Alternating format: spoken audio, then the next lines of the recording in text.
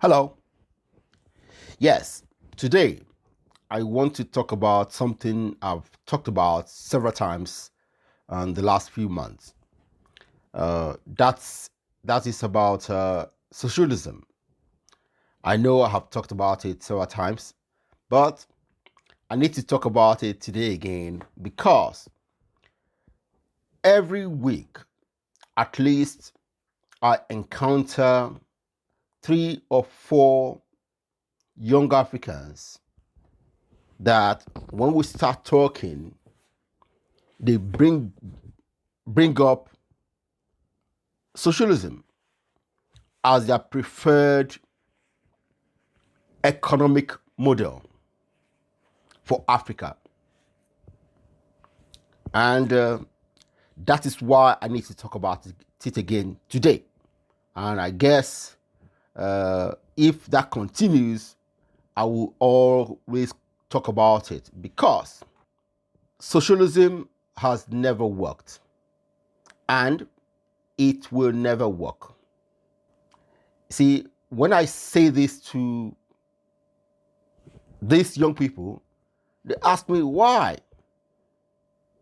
And I tell them this: socialism is unnatural, non-organic social engineering. And that's why it won't work.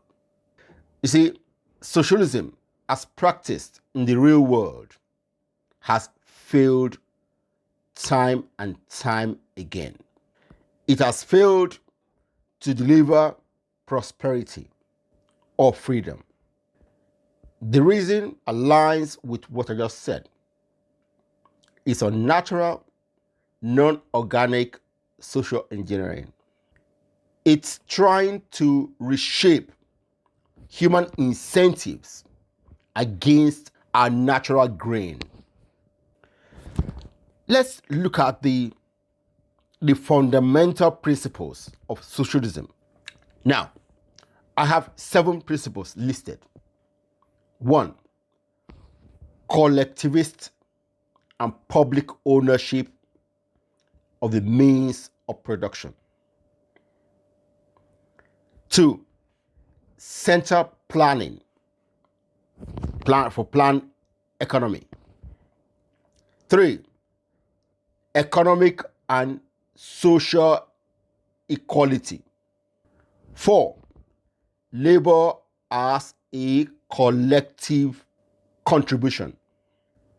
5, class struggles, anti-capitalism. 6, welfare state, that is social security.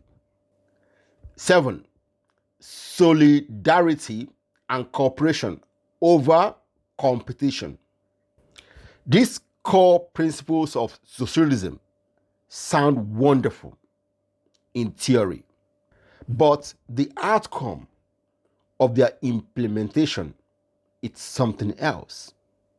Let's take a deeper look at the theories and their results in reality when implemented.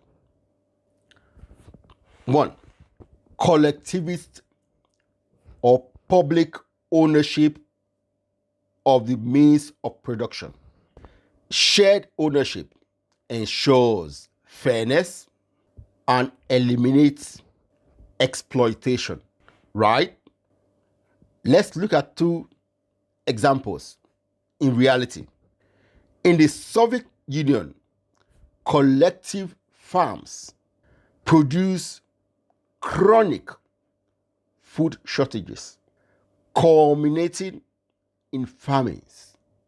For example, in Ukraine in 1932 to 1933, I think 2 million people died from that. In Tanzania, the Ujuma villages, forced collectivization, totally destroyed agricultural outputs and left the country dependent on food imports. 2, center planning, planned economy. In theory, The states can plan production more efficiently than the chaotic market. In reality, in the Soviet Union again, central planners couldn't match supply and demand. Shops were filled with useless products, but lacked basic things like bread, soap, and shoes. In Mao's China, the Great Leap Forward, that's from 1958 to 1962, it tried to centrally dictate the production of steel and grains. That led to the disastrous misreporting and a famine that killed over 30 million people. 3. Egalitarianism. That's economic and social equality. The theory is that wealth distribution eliminates class divisions. In reality, in Cuba, while wages were equalized, doctors and engineers earned nearly the same as street sweepers. What do you think happened? Brain drain and low productivity. You see, the political elites in Castro circles and Soviet party officials always lived far better than the ordinary people. Equality became equality in poverty. Of course, except for the ruling class. 4. Labor as a collective contribution. The theory is that people will gladly work for the society's benefits, not for personal gain. But the reality is, workers in socialist states had little incentive to innovate or work efficiently, since extra effort wasn't rewarded. Why would I work more if there's nothing to be gained? In East Germany, labor productivity was half of that in capitalist West Germany. Despite both sides spoke the same language, the same culture, and starting points. 5. Class struggles and anti-capitalism. The theory is that abolishing private capital removes exploitation. The reality? In Venezuela, nationalizing industries such as oil, steel, telecoms drove away investment, collapsed production, and triggered hyperinflation.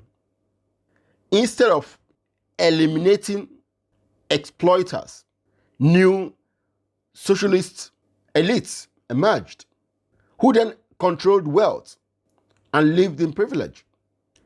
6. Welfare state, social security. The theory: everyone gets free healthcare, education, and housing.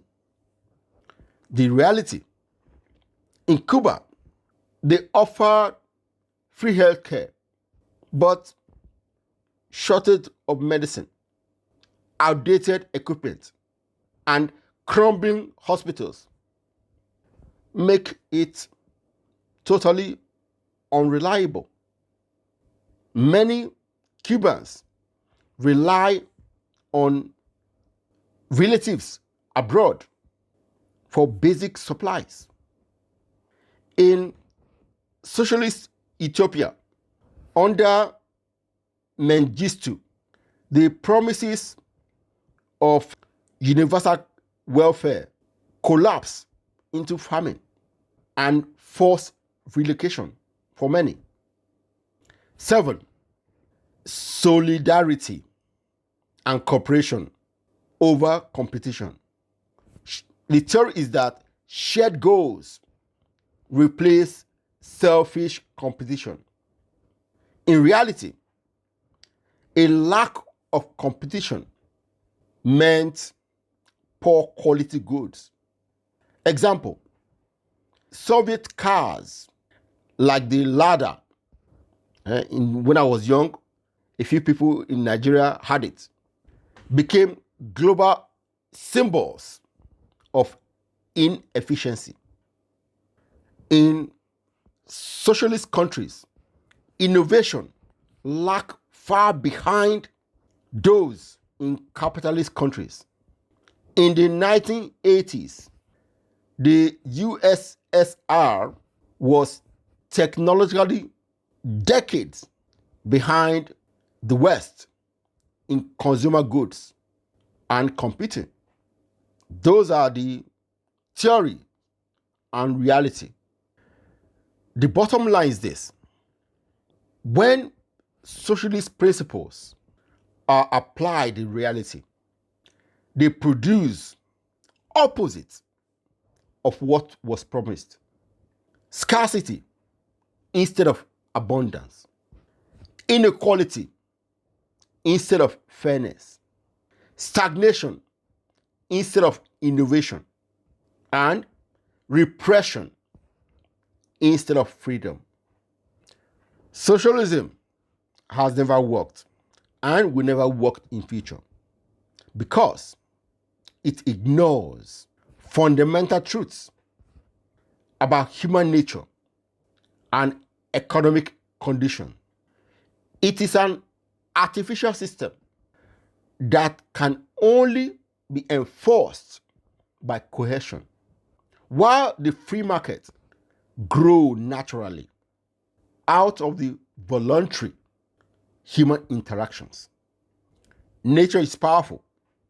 It uses little things to provide abundance.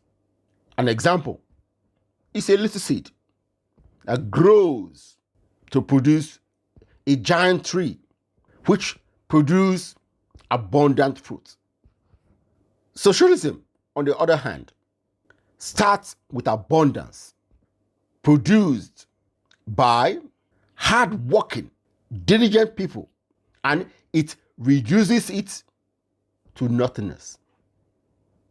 Young Africans, socialism is not what you want for Africa.